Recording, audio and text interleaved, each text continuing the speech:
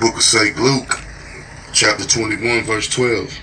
But before all these, they shall lay their hands on you and persecute you, delivering you up to the synagogues and into prisons, being brought before kings and rulers for my name's sake.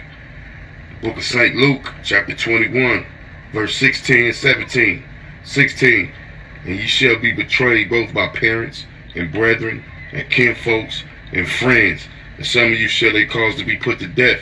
17. And ye shall be hated of all men for my name's sake. Yahweh Bahashim Yahweh Shah.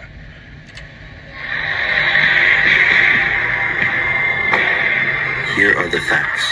The Federal Emergency Management Agency was created in 1976 and charged with handling domestic emergencies. When most people think of FEMA, they think of hurricanes, earthquakes, tornadoes, and floods. Since its inception, FEMA has consistently saved American lives. Like the Boy Scouts, FEMA aims to be prepared. They provide logistical support, food, clothing, and other services in emergency situations. The agency has also built housing facilities and locations across the world. To the mainstream media, this is just another step in preparing for catastrophes. But to others, it's something much worse. Here's where it gets crazy.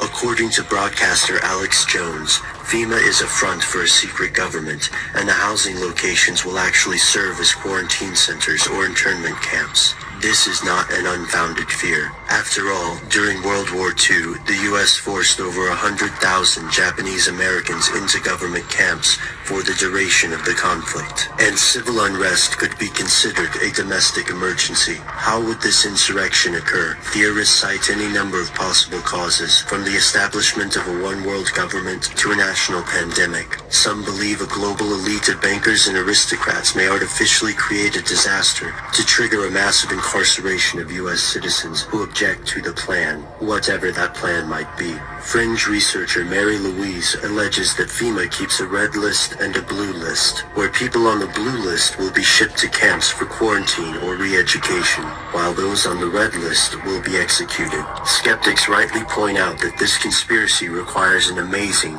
even implausible level of organization.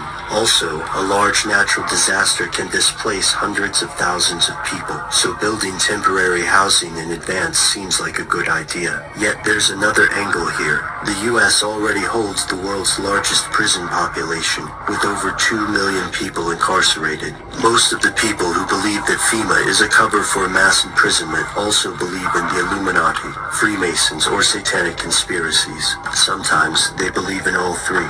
The outlandish nature of some theories may make them hard to swallow, yet the facts are foreboding, even to skeptics. The federal government has indeed constructed massive housing facilities across the United States, from Oakdale, California to Atlanta, Georgia. Executive orders have given FEMA and other agencies increasingly broad emergency powers, even allowing the U.S. Army and Marine Corps to perform domestic operations. Theorists like Dr. John Coleman allege the focus of FEMA has steadily moved away from natural disasters to concentrate on the management of a hypothetically unruly populace. In 2003, FEMA was incorporated into the Department of Homeland Security.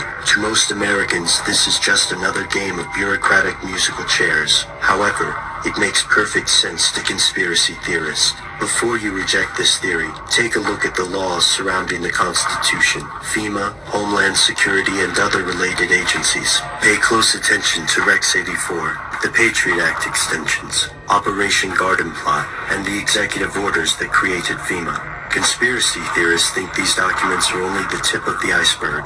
The rest, for now, is stuff they don't want you to know.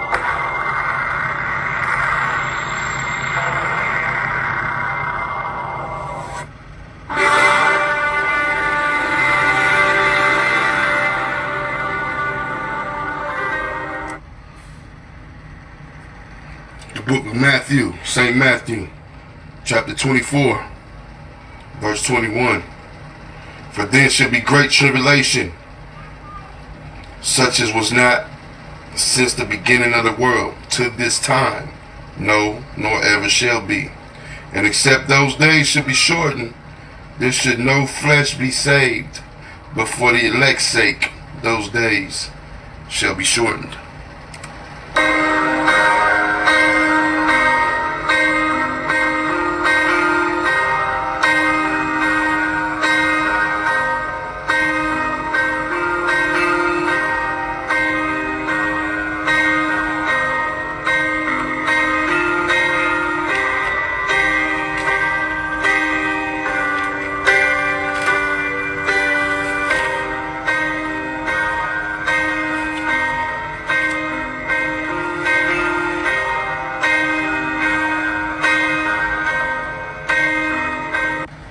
book of St. Luke, chapter